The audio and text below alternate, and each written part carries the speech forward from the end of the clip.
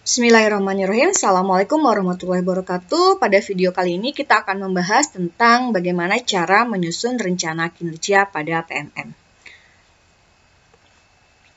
Saya sarankan Bapak Ibu menggunakan laptop dengan browser Google, kemudian kita akan klik Merdeka Mengajar atau Bapak Ibu boleh ketikkan Merdeka Mengajar.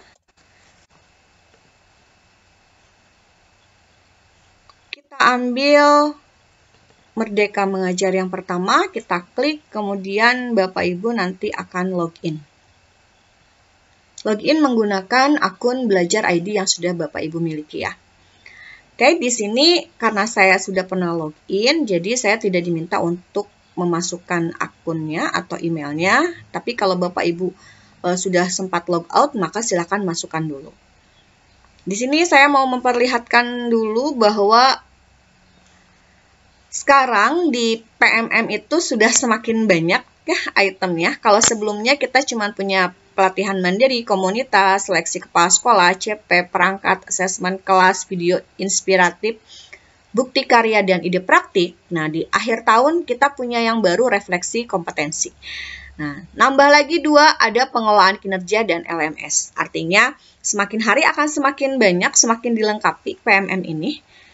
Kita akan fokus hari ini ke pengelolaan kinerja. Jadi Bapak Ibu klik yang warna ungu ini, pengelolaan kinerja. Kemudian kita akan masuk di sini pengelolaan kinerja guru. Kalau sudah login akan ada namanya, kalau belum login berarti nanti Bapak Ibu seperti tadi diminta untuk memasukkan email belajar ID-nya. Lalu rencana kinerja ini harus diisi mulai tanggal 1 sampai 31 Januari, deadline-nya di tanggal 31 Januari. Alur pengelolaan kinerja dalam 1 tahun itu ada 2 kali, jadi dibagi menjadi 2 semester, di semester 1 Januari sampai dengan bulan Juni. Di Januari ada perencanaan guru dan persetujuan atasan, Februari persiapan observasi kelas, Maret periodis untuk observasi kelas dan diskusi tindak lanjut, April Mei pelaksanaan tindak lanjut guru dengan pemantauan atasan, dan Juni refleksi nilai dan penentuan predikat kinerja guru. Nah, kita akan lanjut ke rencana kinerja. Kita klik yang biru sebelah kanan atas, lanjut rencana kinerja. Perencanaan kinerja ini ada 5. Yang pertama stepnya adalah praktik pembelajaran, kemudian pengembangan kompetensi, tugas tambahan, perilaku kerja, dan rangkuman. Nah, untuk indikator peningkatan kinerja di praktik pembelajaran, ini ada beberapa. Oke, ada 1, 2, 3, 4, 5, 8 ya, ada 8. Di sini ada yang tandanya berbeda-beda. Nah, untuk yang tandanya sudah hijau, berarti di sekolah Bapak Ibu ini sudah baik. Nah, jadi Bapak Ibu boleh pilih yang bagian atas. Di sini kita misalkan ada penerapan disiplin positif, suasana kelas, aktivitas. Untuk lebih jelas, Bapak Ibu bisa klik rapot pendidikan di satuan pendidikan masing-masing. Oke, misalkan di sini saya memilih aktivitas interaktif, upaya pembelajaran yang memfasilitasi kolaborasi dan komunikasi. Nah, nanti ini yang akan menjadi titik fokus untuk di supervisi kelas saya. Kalau Bapak Ibu ingin berhenti dulu, Bapak Ibu boleh simpan draft, tapi kalau akan lanjut kita masuk ke pengembangan kompetensi. Kita klik yang hitam ini, pengembangan kompetensi. Nah, di pengembangan kompetensi ini, di sini kita harus memilih untuk jenis-jenis pengembangan kompetensi yang efektif untuk diri kita sendiri. Nah, berdasarkan Perdirjen GTK nomor 7607, setiap guru diharapkan memiliki 32 poin per semester untuk memenuhi ekspektasi atasan. Jika kurang, misalkan yang Bapak Ibu pilih kurang, maka silakan diskusikan dengan atasan, tapi jika lebih itu akan lebih baik. Nah, di sini ada keterangan total poin yang sudah saya peroleh adalah 0, sehingga saya kurang 32. Lalu rencana kinerja apa saja yang akan kita ajukan? Bapak Ibu tidak usah khawatir, di sini sudah ada angka 1, kita tinggal klik bagian tanda panah ke bawah ini. Di sini ada banyak sekali kegiatan, misalkan meningkatkan kompetensi melalui peran partisipan sebagai partisipan seminar, lokakarya, dan lain sebagainya, poinnya 4. Kemudian meningkatkan kompetensi melalui berbagi praktik baik, poinnya 4. Nah, di sini poinnya beragam mulai dari 4, 6, 8 sampai poin tertinggi adalah 128. Nah, Bapak Ibu silahkan memilih.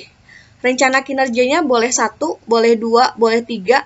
Yang penting rencana kerja itu minimal ketika dijumlahkan jadi 32 poin.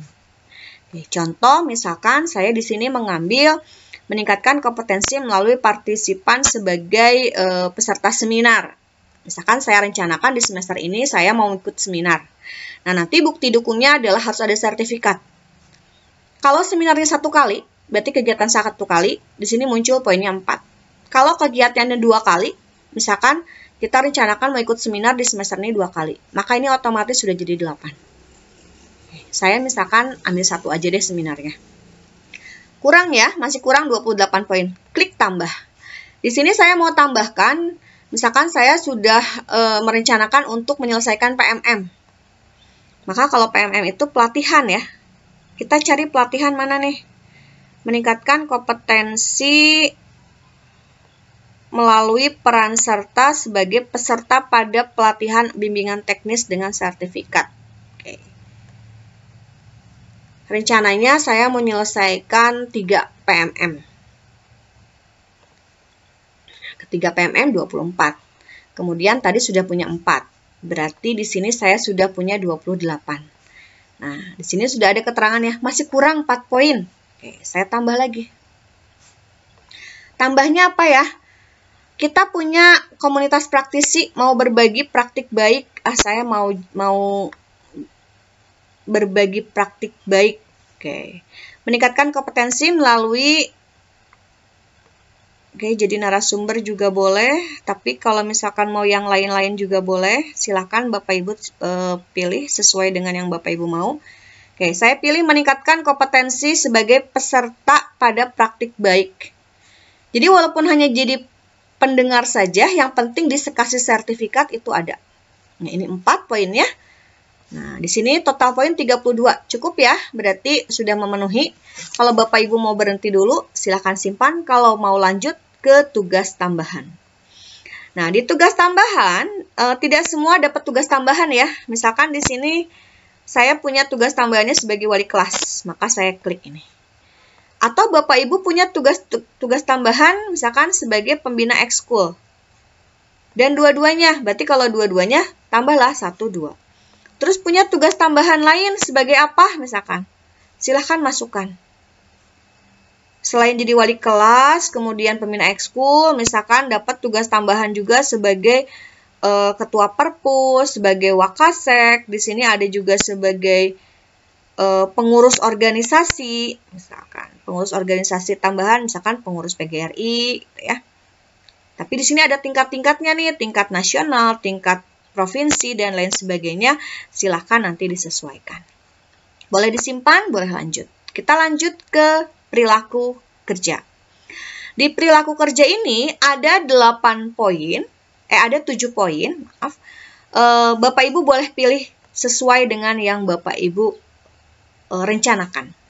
Apa perilaku yang paling Anda ingin fokus di tahun ini? Misalkan, memahami kebutuhan peserta didik dan berusaha memenuhinya. Maka tindakan apa yang akan diambil? Mengidentifikasi kebutuhan peserta didik. Nah, yang lain pun sama, nanti ada pertanyaannya untuk yang akuntabel. Silahkan tinggal diklik, kemudian dipilih mau yang mana. Setelah selesai, semuanya Bapak Ibu pilih, lalu kita boleh simpan dan boleh maju lagi. Ke rangkuman. Rangkuman ini bagian akhir, jadi silakan Bapak Ibu cek-cek ulang. Kira-kira sesuai nggak ya? Bisa terpenuhi nggak ya? Gitu ya. Kalau sudah cek-cek ulang dan sudah sesuai, maka lanjut ajukan. Tapi kalau tidak, Bapak Ibu klik ubah. Bapak Ibu boleh klik ubah untuk mengganti yang sudah kita klik. Nah, lanjut ajukan setelah berdiskusi dengan kepala sekolah. Kalau mau lanjut, silakan ajukan. Kalau masih ragu, silakan simpan dulu. Demikian tutorial untuk mengajukan perencanaan kinerja di PMM. Semoga bermanfaat. Assalamualaikum warahmatullahi wabarakatuh.